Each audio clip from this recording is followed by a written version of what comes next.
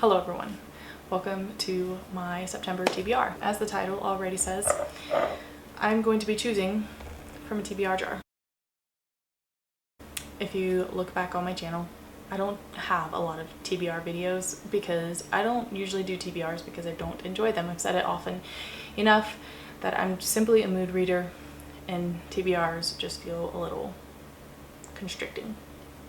Because I feel like I have to read those books then. And then I sit there and don't read any books because I want to be picking up other books because I'm in the mood to read those books, but I don't because they're not on my TBR. If that makes any sense. Here we are today. I decided that I'm going to try it for this month, September, to see if I enjoy it better by using prompts like this, because maybe it'll make it more fun. And my TBR cart here, these are all books that I chose off of my bookshelves that I haven't read yet, that I feel like I would be in the mood to read the most, and then I'm just going to be choosing from the TBR jar.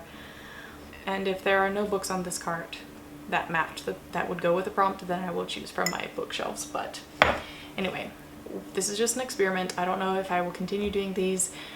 Maybe I'll enjoy it enough that I'll do it this way some more, but I don't know. We will see. But I typically read around 7-ish books a month. Just, it all depends on the month and what my life is looking like and how busy I am. But I'm going to choose 6 books to put on my TBR from the jar, and then that leaves at least room for one more book or more to read. Simply because I'm in the mood for, whether or not they're on my TBR. I'm giving myself permission to do that. And I know you can do that, okay? I know you can read books out that are not on your TBR. I'm aware, but with the way my brain works, if I set up goals, lists, challenges, whatever, my personality type, I have to complete it. I have to finish it. And I need to just, let that go, I guess, and not be so like constricting, because I just do it to myself, people. We're just gonna get started. We're gonna choose a random one.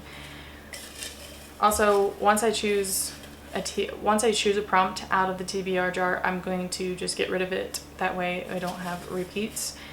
So there we go. There we go. Okay. The first one is oldest living author on your TBR. I honestly have no idea. So it can't be an old book. The author has to be living.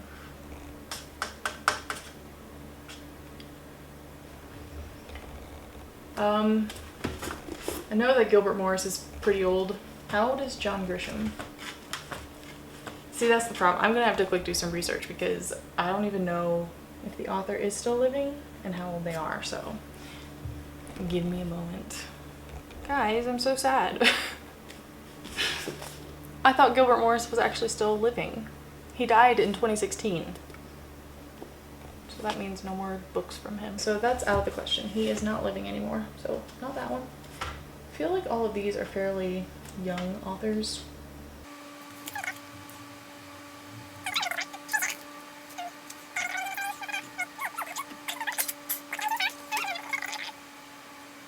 Oh wow, she's 80.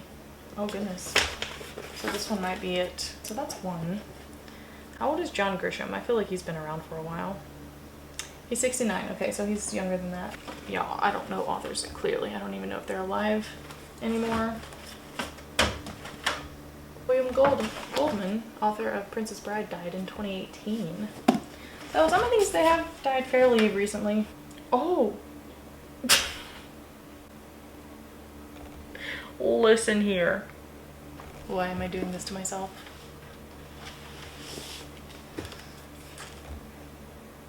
Alan Walker, the author of this biography of Friedrick Schopen, who is my favorite composer.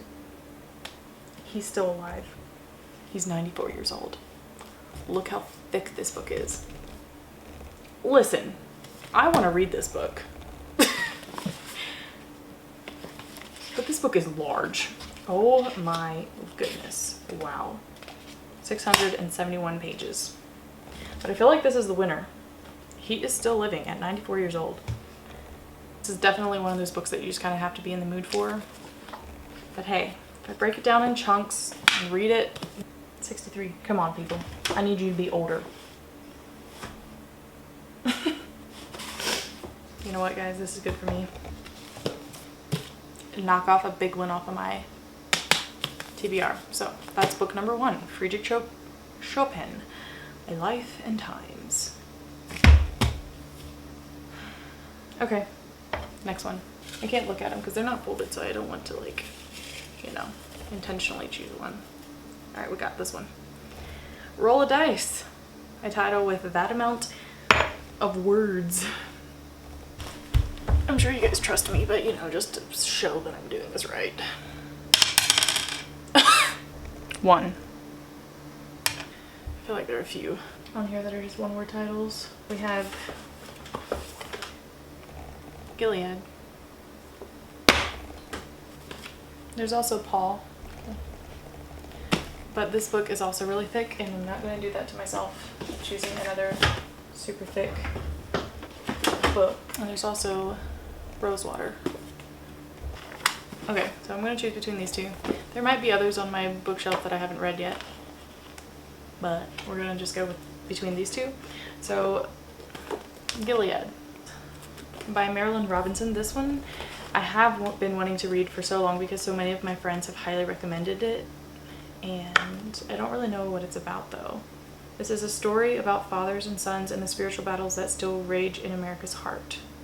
It's not advertised as Christian fiction, but looks like it will have at least Christian elements in it. And then Rosewater by Maziar Bahari is a story about a journalist, I'm assuming, who left London in June 2009 to cover Iran's presidential election, assuring his pregnant fiancée that he'd be back in just a few days, a week at most. But instead, he would spend the next 3 months in Iran's most notorious prison, enduring brutal interrogations at the hands of a man he knew only by his smell, Rosewater.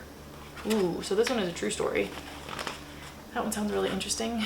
Do I go by the amount of pages? Because that Schopen book, this one has 348 pages. This one has under 250 pages. I think we're gonna go with this one. Yay, I'm actually excited about that one because it is one that I've been wanting to read for a while. Okay, here's the next one. This one starts with the first letter of your name. So C, Carmen.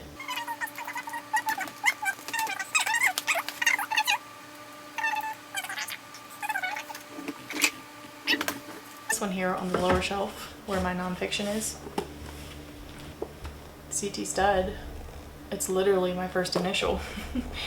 This is a biography on the missionary, CT Stud. Oh man, this is hard, you guys. Because I'm not in the mood to read it. I saw how the printing of it. It's very old looking. I'm gonna quick browse over my bookshelves and look at the ones that I haven't read yet and see if there are any of those that would interest me more. So I did find another one that starts with a C. This is Cinderella Jane by Marjorie Benton Cook. I know that this is an old book, but this book is 307 pages long, and I personally just feel more in the mood to read this one than this one. Here is what Cinderella Jane is all about. I found this one while I was working at the thrift store, and I had looked it up then and thought it sounded interesting, so I brought it home. The story starts in 1914. Jane Judd works as a housekeeper for artists to earn her living while she works on her writing. When one of them, Jerry Paxton, offers her a marriage of convenience, that's what snagged me. That's what snagged me. She jumps at the chance to live to help her writing get better. Interesting. I honestly have no idea if I'm gonna like it or not, but I'm at least willing to try. It sounds super interesting, so we're gonna give that one a shot. Okay, so that's only 3 so far. We need to get a move on. Prompt number 4. Short little prompt. Less than 200 pages. The TBR jar has been kind to me. Less than 200 pages. Do I have one? This one. Drums in the Night by Betty Swinford. This one has 127 pages. So this is actually one that I read. I'm pretty sure I read it anyway. I don't really remember. Way back in the day. This is a part of the Moody Youth Library, and I believe it's a missionary story. But yeah, I vaguely remember reading this story when I was young, but I don't quite remember.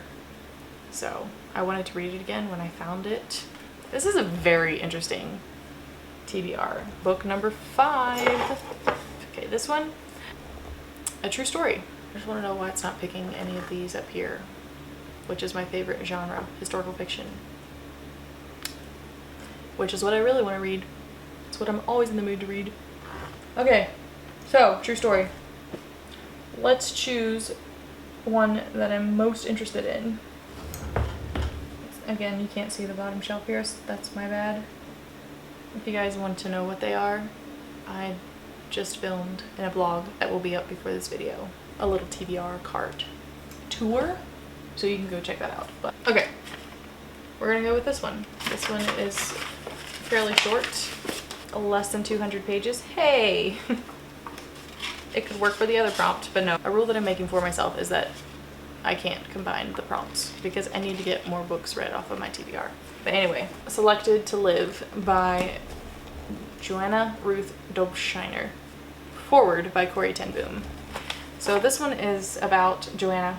She tells her own story of the dramatic, often horrifying story of her childhood as a persecuted Jew in Nazi-occupied Holland. There we go, book number 5. All right, last one. This one.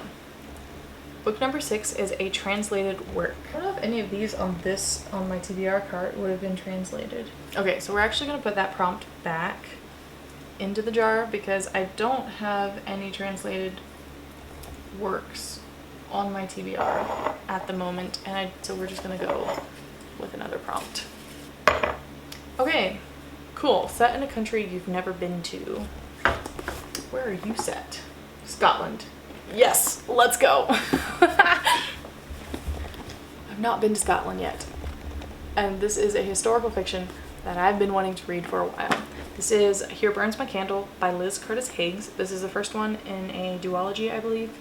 I have read at least one other book by Liz Curtis Higgs, and it's the one that is, I can't remember the title, but it is the one that is kind of a retelling of Jacob's story from the Bible, who married Rachel and Leah.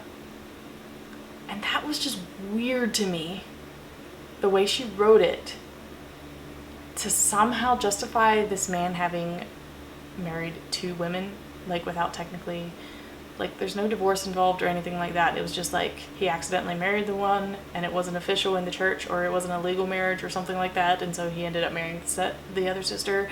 It felt weird. I was pretty young when I read it, a young teenager, so I kind of want to read it again just to see if I have maybe a different perspective on it. But it was still weird. It felt wrong because he slept with both women because they were married, or thought they were. So, it's a whole thing. We're not here to talk about those books. Basically, reading those books kind of threw me off of Liz Curtis Higgs' books. I did find this one, however, I found this one first, the second book in the series. I found the first book later then, but it was interesting enough that I was like, I'm going to go ahead and get both of them, and I'm gonna give her another shot. So here we go. Here Burns My Candle by Liz Curtis Higgs, book number 6. And there we go, a random assortment of books that my TBR jar chose for me. I'm not gonna lie, you guys, I'm feeling a little bit, this wasn't as exciting as I thought it would be. How do you guys that set up TBRs do it?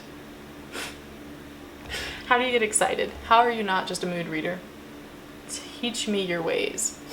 Like, the only ones that I'm really excited to read, that I would be in the mood to read kind of, are Cinderella Jane and Here Burns My Candle. These are all books that I want to read, but I feel like you kind of have to be in the mood to read them. But, if I think about them, start getting excited for September, maybe I'll get in the mood. I don't know. But anyway, just a quick overview. Biography of Friedrick Schopen, Gilead, by Marilyn Robinson. Cinderella Jane, by Marjorie Benton Cook. Drums in the Night, by Betty Swinford. Selected to Live, and Here Burns My Candle. There we go. I hope this was at least enjoyable to watch, that you guys had fun with it. It is fun in the sense of, oh, which prompt am I going to get and what book can I tie to it? But the prompts that were chosen, especially with how thick some of these books are, how thick the one book is, it feels a little daunting, but you know. Let me set them here so we can see them. I think I just need to not put so much pressure on myself to complete a TBR. And I know people call them piles of possibilities, things like that, but even so, just saying that, it still feels, I still put pressure on myself to like, no, you have to read this or else. It's not that serious. It's not that serious. We'll just see how it goes, and I will see you guys at the end of September with a wrap up to see if I've actually gotten all of those books read or if I ditched it and just simply mood read.